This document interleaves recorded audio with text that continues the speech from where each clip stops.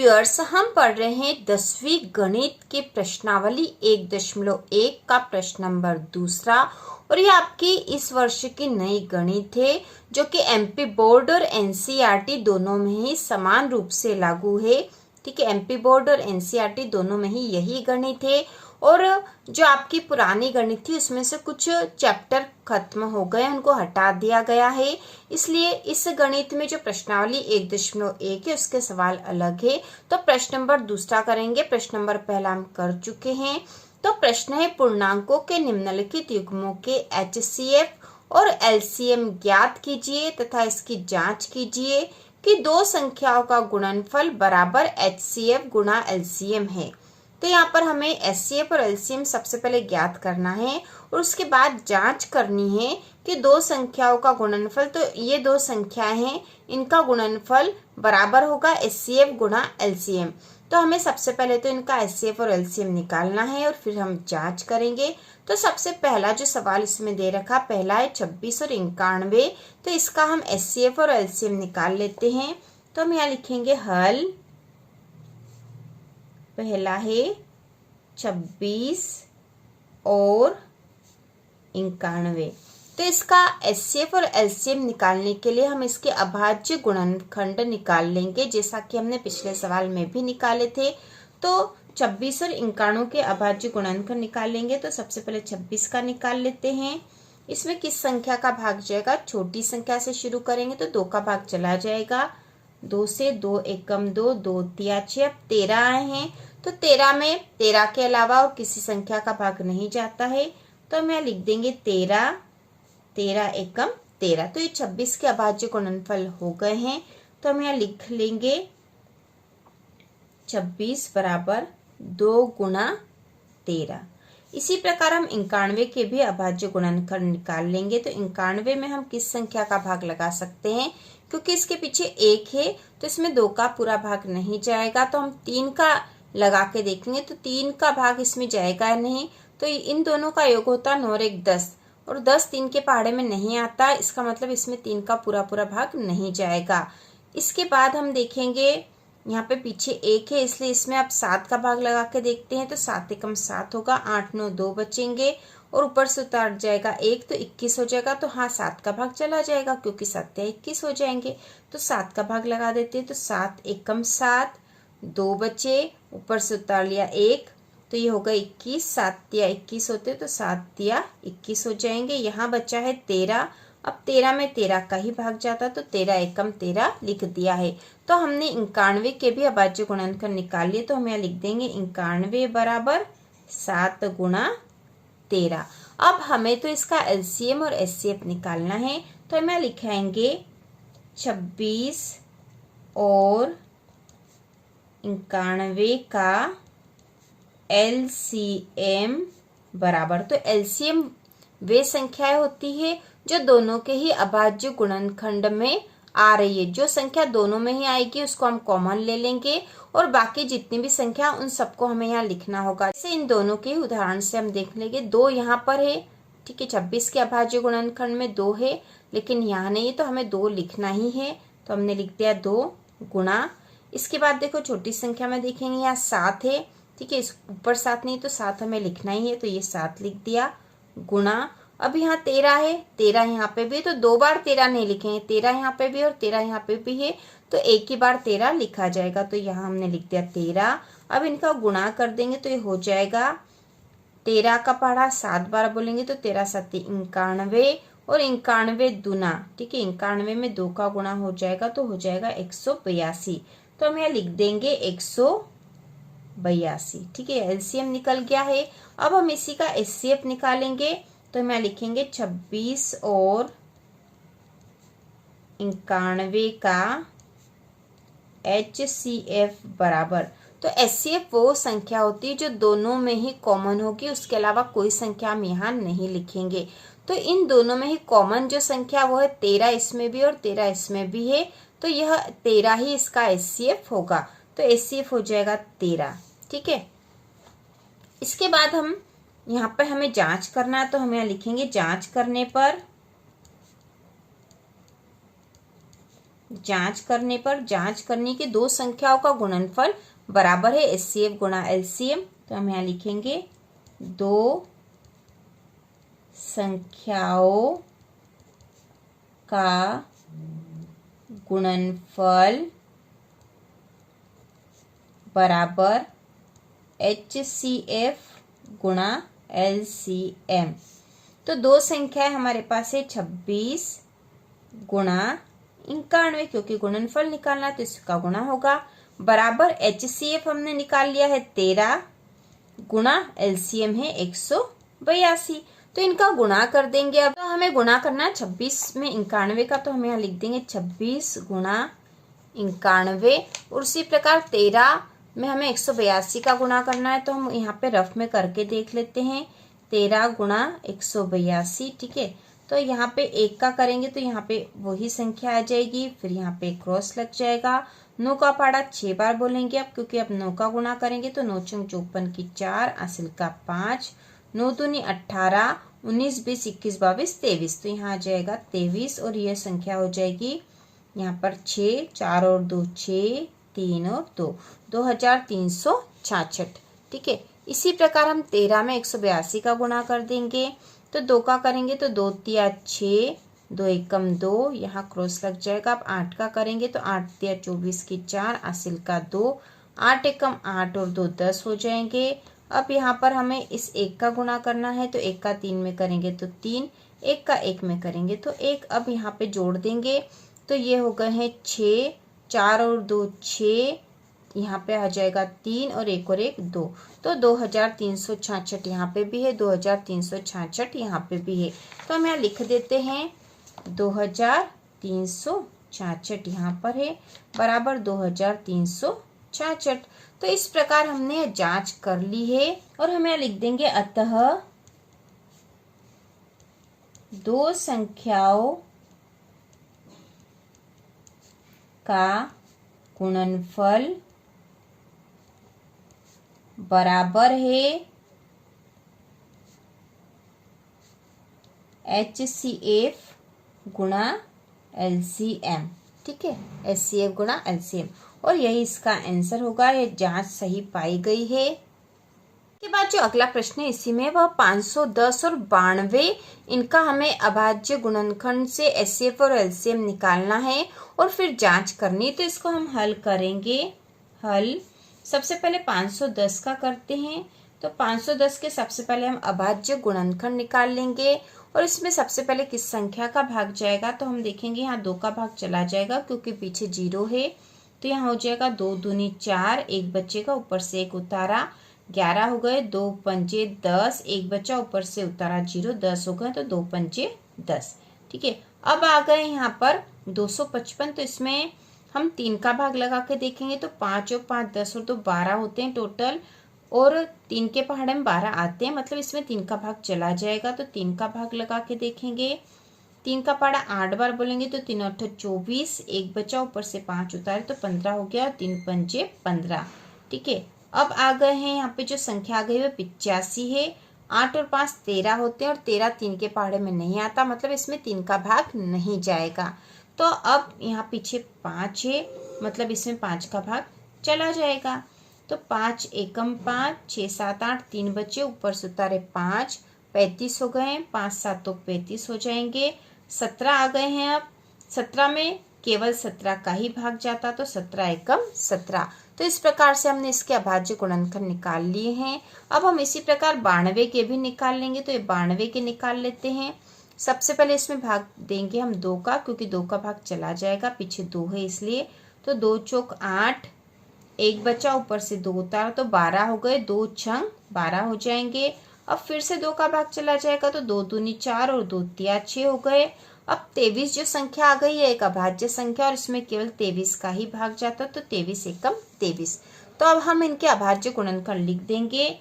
सबसे पहले 510 के अभाज्य गुणनखंड आए हैं 2 गुणा 3 गुणा 5 गुणा 17, और 92 के जो अभाज्य गुणनखंड आए हैं वो है 2 गुणा 23। अब हम इनके एलसीएम और एचसीएफ निकालेंगे। तो हम यहाँ लिखेंगे 510 और 92 का एलसीएम। सबसे पहले हम एलसीएम लिखेंगे। एलसीएम में सारे अभाज्य गुणनखंड लिखते हैं, लेकिन जो संख्या कॉमन होती है वह एक ही बार लिखी जाएगी। मतलब जो दोनों में ही आ रहे हैं अभाज्य गुणनखंड वे एक ही बार लिखेंगे। तो हम यहाँ करेंगे तब समझ में भी आ जाएगा। जैसे 2 यहाँ पर है और 2 यहाँ पर भी है, तो हमने एक बार 2 लिख दिया इन दोनों के स्थान पे। अब इसके बाद 2 एक और है, ठीक है, लेकिन यहाँ नहीं है, तो यह 2 भी हमें लिखना है। इसके बाद यहाँ पर देखेंगे इससे बड़ी संख्या 3 है, तो 3 यहाँ है लेकिन यहाँ नहीं, तो हमें 3 लिखना है एक बार।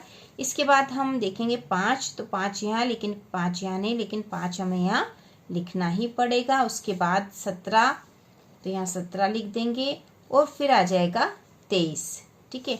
तो इनका हम गुणा करके देख लेते हैं। तो एलसीएम आएगा हमारे पास, तो 2 का 2 में गुणा करेंगे तो 2 दूना 4, 4 का 3 में करा तो 4 तिया 12, 12 का 5 में करा तो 12 पंजे 60, 60 का 17 में करेंगे और फिर उसका 23 में करेंगे। तो हम यहाँ करके देख लेते हैं।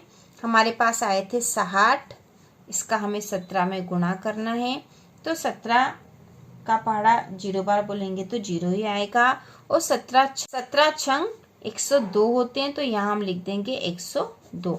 तो 1020 आ गए हैं। 17 में यहाँ पर जो 60 आए थे, 60 में 17 का गुणा कर दिया। अब जो संख्या है उसमें 23 का भी गुणा करना है, तो 23 का गुणा कर देंगे हम। 1020 में 23 का गुणा करेंगे तो 3 का पाड़ा बोला 0, 3 दूना 6, फिर 0 और 3 एकम 3, फिर यहाँ पे 2 से करेंगे तो 2 का भी 0 आएगा पहले, फिर 2 दूना 4, फिर 2 का 0 में करा तो 0, 2 का 1 में करा तो 2 एकम 2, तो ये होगा 0, 6, 4, 3 और 2, ठीक है। 23,460 आएंगे यहाँ पर। ये हम लिख देंगे 23,460 गुणा करके हमने निकाल लिए हैं। अब हम लिखेंगे यहाँ पर 510 और 92 का HCF, ठीक है। एलसीएम हमने निकाल लिया, अब हमें HCF निकालना है। तो HCF वो संख्या होती है जो दोनों में ही कॉमन होगी, वही लिखेंगे। तो जैसे यहाँ पर 2 और यहाँ पर 2 है, तो हमने लिख दिया 2, ठीक है। अब यहाँ पर ये 1 2 लेकिन यहाँ नहीं, तो यह भी नहीं आएगा। यहाँ 3 है लेकिन यहाँ नहीं, तो यह भी नहीं आएगा। 5 यहाँ नहीं है, यह भी संख्या नहीं आएगी। 17 यहाँ है और यहाँ नहीं, तो यह भी नहीं आएगी। और 23 यहाँ नहीं, तो यह भी नहीं आएगी। तो केवल 2 ही ऐसी संख्या थी जो कॉमन है दोनों में, और यही इसका HCF होगा। तो अब हम जांच कर लेते हैं। जांच करने पर, ठीक है, जांच करेंगे। 2 संख्याओं का गुणनफल, 2 संख्याओं का गुणनफल बराबर LCM गुणा HCF, ठीक है। तो 2 संख्याएं यहाँ पर है, 510 गुणा 92, ये 2 संख्याएं थी जिसका हमने HCF और LCM निकाला है। और LCM हमारे पास आया है 23,460 गुणा HCF आया है 2, ठीक है। अब हमें 510 में 92 का गुणा कर देंगे। तो 510 में 92 का गुणा हम रफ में करके देख लेते हैं। 510 में 92 का गुणा करेंगे तो पहले 2 का गुणा इनमें करेंगे, फिर 9 का करेंगे। तो 2 का करते हैं पहले। 2 का 0 में करा तो 0, 2 का 1 में करा तो 2 एकम 2, 2 का 5 में करा तो 2 पंजे 10, ठीक है। अब 9 का करेंगे तो 9 का 0 में करा तो 0, 9 का 1 में करा तो 9 एकम 9, और 9 का 5 में करा तो 9 पंजे 45। अब इनको जोड़ लेंगे तो ये होगा 0, 2, 9, 5 और 1 6 और 4, 46,920 आए हैं। लिख देंगे 46,920, ठीक है, बराबर। अब 23,460 में 2 का गुणा करना है, तो यहीं पे कर लेंगे हम। 2 का 0 में करेंगे तो 0, 2 का 6 में करें 2 छंग 12 की 2, असिल का 1, 2 चौक 8 और 1 9 हो जाएंगे, 2 तिया 6 और 2 दूनी 4, तो 46,920 और 46,920 बराबर आ गए, मतलब हमारी जांच। अतः हमारी जांच सही है। या फिर हम लिख सकते हैं कि अतः दो संख्याओं का गुणनफल बराबर है एलसीएम गुणा एचसीएफ के, और यही इसका आंसर होगा।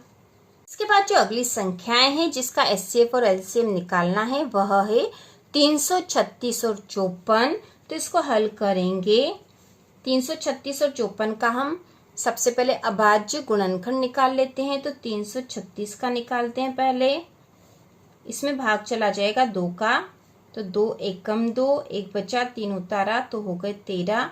13 में हम भाग लगाएंगे 2 का, तो 2 छंग 12 हो जाएंगे, 1 बचा, ऊपर से 6 उतारा तो 16 हो गए, और 2 अट्ठी 16। अब इसमें फिर से 2 का भाग चला जाएगा तो हो जाएगा 2 अट्ठी 16 और 2 चौक 8। अब इसमें फिर से 2 का भाग चला जाएगा, 2 चौक 8 और 2 दूनी 4। फिर से 2 का भाग, 2 दूनी 4, 2 एकम 2, 21 आ गए। 21 में 3 का भाग जाएगा, 3 सातों 21, और 7 में 7 का भाग चला जाएगा, 7 एकम 7। इसी प्रकार हम 54 के भी अभाज्य गुणनखंड निकाल लेंगे। तो 54 में भी सबसे पहले 2 का भाग जाएगा, 2 दूनी 4, 2 साती 14 हो जाएंगे। अब यहाँ पे 27 आ गए हैं तो 3 का भाग जाएगा, 3 नम 27, फिर 3 का, 3 तिया 9, फिर से 3 का, 3 एकम 3। अब इसके अभाज्य गुणनखंड लिख लेते हैं। तो हम यहाँ लिखेंगे 336 के सबसे पहले बराबर जो जो संख्या आई है वह हमें लिखना है। तो 1 2 3 4 बार 2 आया है, तो 1 2 3 4 बार हमने 2 लिख दिया है। फिर 3 और 7 है तो 3 गुणा 7। इसी प्रकार 54 का भी लिख लेते हैं अभाज्य गुणनखंड। तो 54 का हो जाएगा 2 गुणा 3 गुणा 3 गुणा 3।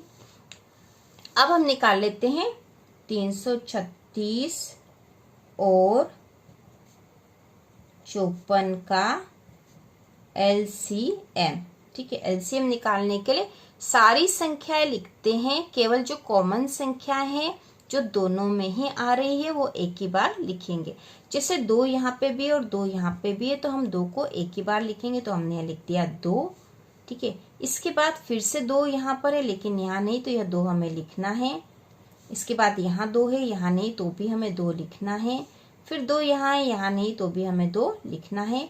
अब 3 यहाँ पे भी और 3 यहाँ पे भी, तो इन दोनों के बजाय हम 1 3 लिखेंगे। ये 3 लिख लिया है। इसके बाद फिर से यहाँ पे छोटी संख्या पे आते हैं। 3 यहाँ है, यहाँ नहीं है, तो 3 हमें लिखना है।